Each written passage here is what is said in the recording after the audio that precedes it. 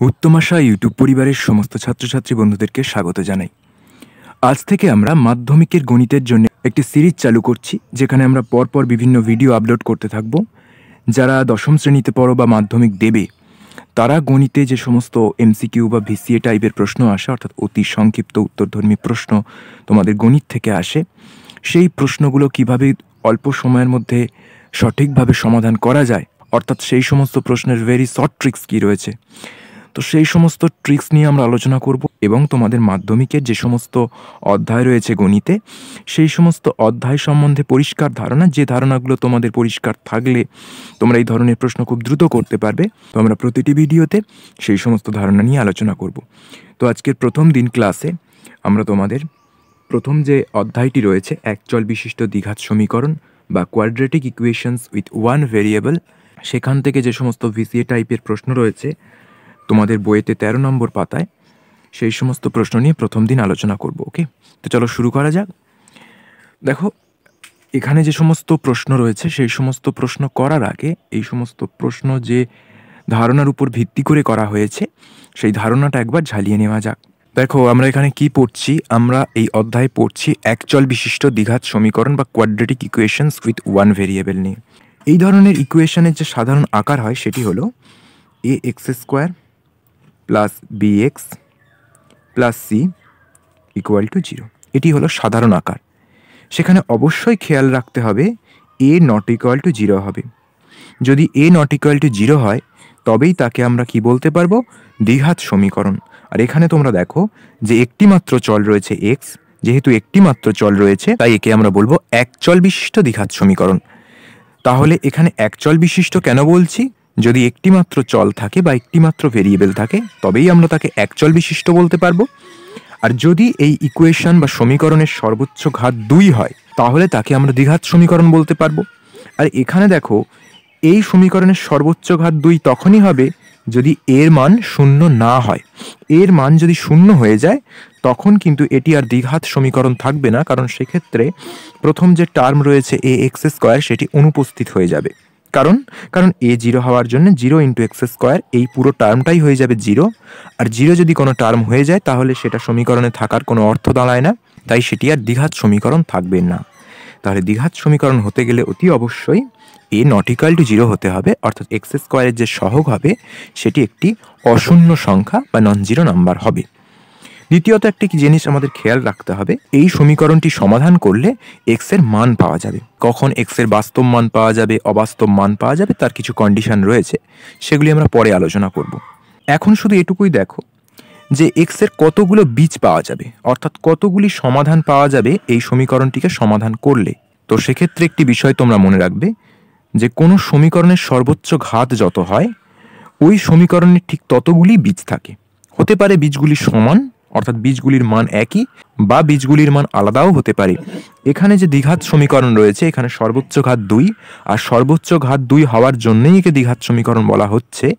তাই একটি দ্বিঘাত সমীকরণে কটি বীজ থাকবে? 2টি বীজ থাকবে। এখন বীজগুলি একই হবে না আলাদা হবে, তারা বাস্তব হবে না অবাস্তব হবে, সে পরের কথা, কিন্তু এটা স্পষ্ট যে কোনো দ্বিঘাত সমীকরণের অতি অবশ্যই 2টি বীজ থাকবে। বোঝা গেল? এখন এখানে যে প্রশ্নগুলি রয়েছে সেগুলি দেখা যাক কি রয়েছে। তো 13 নম্বর পাতায় 10-এর দাগের এতে একদম প্রথম যে প্রশ্নটি রয়েছে, এমসিকিউ এর প্রশ্ন, একটি দ্বিঘাত সমীকরণের বীজের সংখ্যা। এখনই বললাম যে একটি দ্বিঘাত সমীকরণের বীজের সংখ্যা হয় 2টি, কারণ দ্বিঘাত সমীকরণের সর্বোচ্চ ঘাত হয় 2, আর সর্বোচ্চ ঘাত কোনো সমীকরণে যা হয়, ওই সমীকরণের বীজের সংখ্যাও ঠিক ততগুলি হয়। এখানে তাই হবে যে একটি দ্বিঘাত সমীকরণের বীজের সংখ্যা 2টি। দ্বিতীয় প্রশ্ন দেখো রয়েছে, a x square plus b x plus c দ্বিঘাত সমীকরণ হলে অতি অবশ্যই এক্স স্কোয়ারের যে সহগ সেটি নট ইকুয়াল টু 0 হবে, অর্থাৎ এ নট ইকুয়াল টু 0 হবে। কারণ এ নট ইকুয়াল টু 0 কেন হবে সেটি আমরা আলোচনা করেছি। তৃতীয় প্রশ্ন দেখো, একটি দ্বিঘাত সমীকরণের চলের সর্বোচ্চ ঘাত, একটি দ্বিঘাত সমীকরণের চলের সর্বোচ্চ ঘাত অবশ্যই 2 হবে, আলোচনা করা হয়েছে।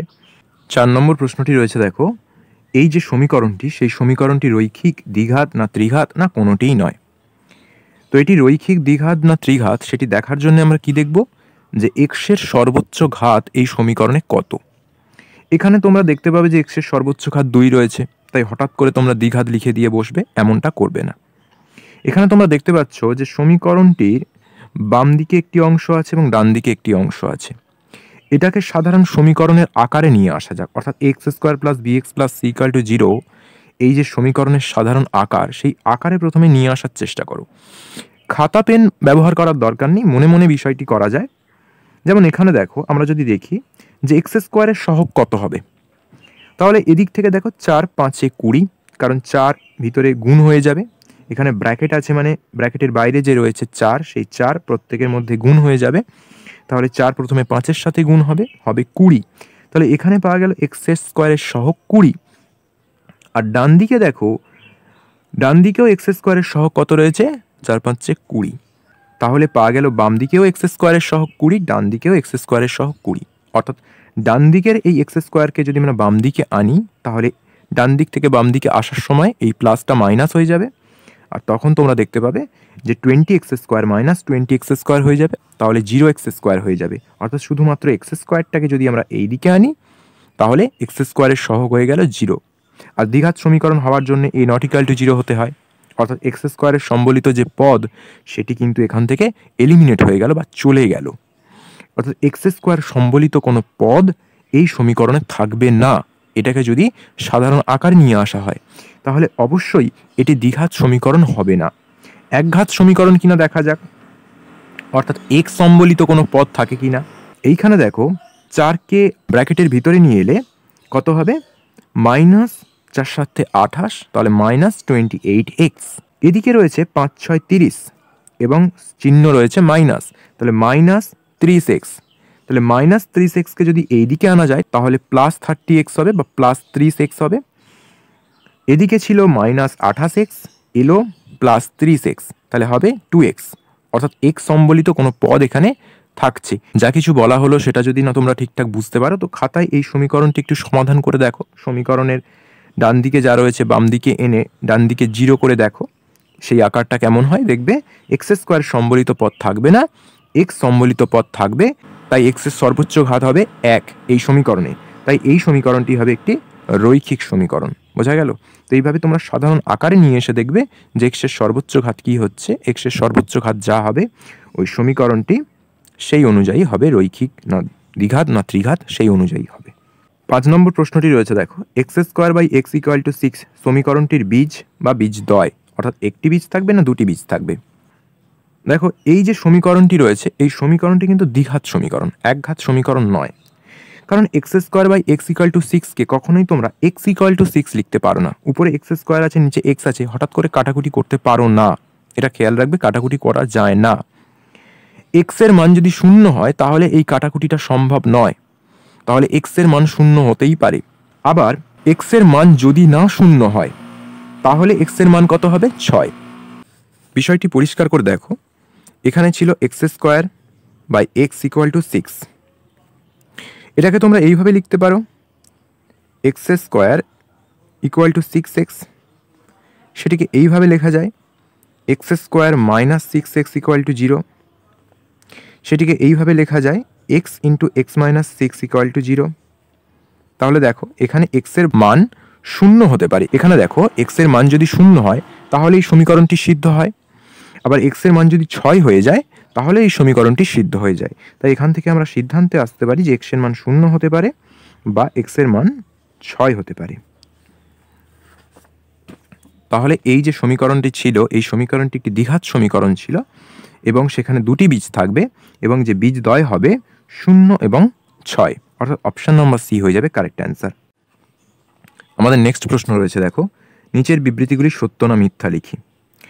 এখানে একটি এক্সপ্রেশন রয়েছে এবং বলা হয়েছে একটি দ্বিঘাত সমীকরণ x minus 3 whole square equal to x square minus 6x plus 9 একটি দ্বিঘাত সমীকরণ। এটি সত্য না মিথ্যা আমাদের বলতে হবে। তো এটি যাচাই করতে গিয়ে দেখো, আমরা দেখছি যে এই যে এক্সপ্রেশনটি রয়েছে, যদি সেই এক্সপ্রেশনে এক্স স্কোয়ারের সহগ অশূন্য হয় তাহলে আমরা বলবো যে ওই সমীকরণটি দ্বিঘাত সমীকরণ। সেটুকুই তো আমরা চেক করব যে a x square plus b x plus c equal to 0 এটি একটি দ্বিঘাত সমীকরণ যদি এ নট ইকুয়াল টু 0 হয়। এখানে তেমনটা আসছে কিনা দেখা যাক। দেখো, এক্স মাইনাস 3 হোল স্কোয়ার, এটাকে যদি আমরা এক্সপ্যান্ড করি তাহলে আমরা এখানে পাবো x square minus 6x plus 9 a minus b whole square equal to a square minus 2ab plus b square. সেই যে ফর্মুলা আমরা জানি সেখান থেকে আমরা এটিকে এক্সপ্যান্ড করলাম, এটা সমান ডান দিকে থাকবে x square minus 6x plus 9। দেখো বাম দিকে ডান দিকে একই হয়ে গেল, তাহলে সব ক্যান্সেল হয়ে যাবে, তাহলে 0 ইকুয়াল টু 0 হবে। তাহলে এটি আর দ্বিঘাত সমীকরণ হলো না, এটি রৈখিক সমীকরণও নয়। এখানে যে এক্সপ্রেশনটি ছিল সেই এক্সপ্রেশনটিকে একটু সাজিয়ে গুছিয়ে লিখতে আমরা দেখতে পেলাম যে এক্সপ্রেশনটিতে এক্সের সর্বোচ্চ ঘাত 0, কারণ এখানে 0 ইকুয়াল টু 0 এই ধরনের একটি এক্সপ্রেশন চলে আসছে। তাহলে এক্স স্কোয়ার সম্বলিত কোনো পদই এখানে নেই, তাই এটি কখনো একটি দ্বিঘাত সমীকরণ হতে পারে না। তাহলে এই যে বিবৃতিটি ছিল সেটি মিথ্যা। খাতা কলম না ধরেও আমরা এটিকে সলিউশন করতে পারি। যে এক্স মাইনাস 3 হোল স্কোয়ার, আমরা শুধু এটুকুই দেখব যে এখানে এক্স স্কোয়ার সম্বলিত কোনো পদ আছে কিনা। যখনই আমরা দেখতে পাচ্ছি যে এক্স মাইনাস 3 হোল স্কোয়ার রয়েছে, তখন পুরোটা ভাঙার আর দরকার থাকে না, এটাকে ভাঙলেই প্রথমে এক্স স্কোয়ার চলে আসে। তাহলে বাম দিকে এক্স স্কোয়ার এলো, ডান দিকে এক্স স্কোয়ার আছে, তাহলে দুদিক থেকে এক্স স্কোয়ার ক্যান্সেল হয়ে যাবে। তাই এক্স স্কোয়ার কোনো সম্বলিত পদ এই ধরনের এক্সপ্রেশনে থাকতেই পারে না, তাই এটি কখনো একটি দ্বিঘাত সমীকরণ হতে পারে না। এইভাবে যদি আমরা সলিউশন করি তাহলে আমাদের খাতা কলম ব্যবহার করার কোনো প্রয়োজনই থাকে না। 2 দাগের প্রশ্নটিতে রয়েছে দেখো এক্স স্কোয়ার ইকুয়াল টু 25 সমীকরণটির একটি মাত্র বীজ 5। এটিও ভুল, কারণ এক্স স্কোয়ার ইকুয়াল টু 25 সমীকরণের দুটি বীজ হয়, সেটি হলো 5 এবং -5। কারণ দেখো এখানে যদি আমরা 5 বসাই, 5-এর স্কোয়ার 25 হয়, -5 বসালে তারও স্কোয়ার 25 হয়। তাই সমীকরণটির দুটি বীজ 5 এবং -5। আর তোমরা জেনেছো যে কোনো দ্বিঘাত সমীকরণে দুটি বীজ থাকে, হতে পারে সেই দুটি বীজ একই বা হতে পারে সেই দুটি বীজ আলাদা। দ্বিঘাত সমীকরণে অতি অবশ্যই দুটি বীজ থাকবে, তাই একটি মাত্র বীজ কখনোই হয় না। অর্থাৎ এই যে বিবৃতিটি দেওয়া রয়েছে এটি মিথ্যা।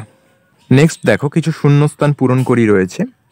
প্রথম প্রশ্ন রয়েছে যদি a x square plus b x plus c equal to 0 সমীকরণটি এ ইকুয়াল টু 0 হয় এবং বি নট ইকুয়াল টু 0 হয়, তবে সমীকরণটি একটি কী ধরনের সমীকরণ হবে। তো এ 0 মানে এক্স স্কোয়ার কোনো সম্বলিত পদ থাকবে না, বি নট ইকুয়াল টু 0 তার মানে এক্স সম্বলিত পদ থাকবে, অর্থাৎ এখানে সমীকরণটি b x plus c equal to 0 এই আকারে হয়ে যাবে। তাহলে সেক্ষেত্রে যে সমীকরণটি দাঁড়াবে সেক্ষেত্রে এক্স স্কোয়ার অনুপস্থিত থাকবে এবং এক্স উপস্থিত থাকবে, অর্থাৎ সেই সমীকরণে এক্সের যে সর্বোচ্চ ঘাত হবে 1। আর যদি কোনো সমীকরণে এক্সের সর্বোচ্চ ঘাত 1 হয়ে যায় তাহলে সেটি হয়ে যায় রৈখিক সমীকরণ। তাহলে এক্ষেত্রে এটি হয়ে যাবে একটি রৈখিক সমীকরণ। বোঝা গেল? 2 নম্বর প্রশ্নটি কি রয়েছে দেখো, যদি একটি দ্বিঘাত সমীকরণের দুটি বীজই 1 হয় তাহলে সমীকরণটি হলো কি। যদি দুটি বীজই 1 হয় তাহলে কি হবে, দেখো সমীকরণ কিভাবে তৈরি করা যায়। যদি কোনো সমীকরণ দুটি বীজই 1 হয় তাহলে সমীকরণটি হবে x - 1 into x - 1 equal to 0। বোঝা গেল? কোনো সমীকরণের দুটি বীজ যদি এ বি হয় তাহলে সমীকরণটি হয় x - a into x - b equal to 0। তাহলে কোনো সমীকরণে যদি দুটি বীজই 1 হয় তাহলে সমীকরণটি হবে x - 1 into x - 1 equal to 0। কোনো সমীকরণের একটি বীজ যদি 1 হয় তাহলে x - 1 ওর একটি ফ্যাক্টর বা উৎপাদক হয়। আরেকটি বীজ 1 তাহলে x - 1 ওর আরেকটি ফ্যাক্টর। তাহলে সমীকরণটি কত পাওয়া গেল, ফ্যাক্টরগুলোকে গুণ করে দিলে আমরা ইকুয়েশন পেয়ে যাই, উৎপাদকগুলিকে গুণ করে দিলে আমরা সমীকরণ পাই। তাই এক্ষেত্রে 1 একটি বীজ হওয়ার জন্যে x - 1 একটি উৎপাদক হলো, এখানেও 1 আরও একটি বীজ, তাই x - 1 আরও একটি ফ্যাক্টর বা উৎপাদক হবে। তাহলে এই সমীকরণে দুটি উৎপাদক রয়েছে x - 1 x - 1, উৎপাদক দুটিকে গুণ করে দিলে আমরা সমীকরণ পেয়ে যাব। তাই এইভাবে আমাদের যদি বীজ দেয়া থাকে সেক্ষেত্রে আমরা সমীকরণ বের করে নিতে পারি। তাহলে x - 1 into x - 1 equal to 0 এর ভ্যালু কত হবে, এর ভ্যালু হবে x square minus 2x plus 1 equal to 0। কীভাবে করলাম, x - 1 ইন্টু x - 1 মানে x - 1 হোল স্কোয়ার, আর x - 1 হোল স্কোয়ার সেটাকে যদি আমরা ভাঙি পাবো x square minus 2x plus 1 equal to 0। এভাবে চট করে তোমরা করে দিতে পারো বা এভাবেও করতে পারো, x x গুণ করলে x স্কোয়ার হয়, এখানে একটা -1x পাবো, এখানে -1x, তাহলে -x -2x -1 গুণ করলে +1। যেভাবেই হোক তোমরা দ্রুত এটা করে নিতে পারো। তাহলে যে অ্যান্সার হয়ে যাবে x square minus 2x plus 1 equal to 0। এটি সেই সমীকরণ যেটি আমাদের চেয়েছে। নেক্সট প্রশ্ন রয়েছে দেখো x square equal two 6x সমীকরণটির বীজদ্বয় কি। দেখো এই যে প্রশ্নটি, আগে যে প্রশ্নটি আমি করালাম x square by x equal to 6 সমীকরণটির বীজ বা বীজদ্বয়, সেক্ষেত্রে দেখো x square by x equal to 6, এক্ষেত্রে এক্সটাকে আমি প্রথমে কি করেছিলাম, ডান দিকে নিয়ে গিয়েছিলাম।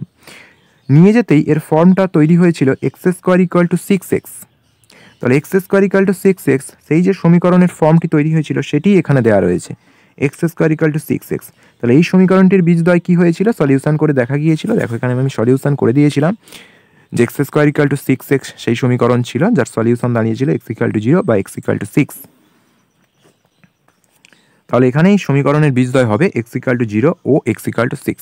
ওকে, তো এক্সের মান এই দুটো হতে পারে, 0 অথবা 6, সেটি হবে এখানে অ্যান্সার। বুঝা গেল? আজকের ক্লাস এই পর্যন্তই।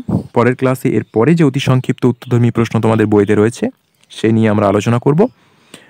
টাটা।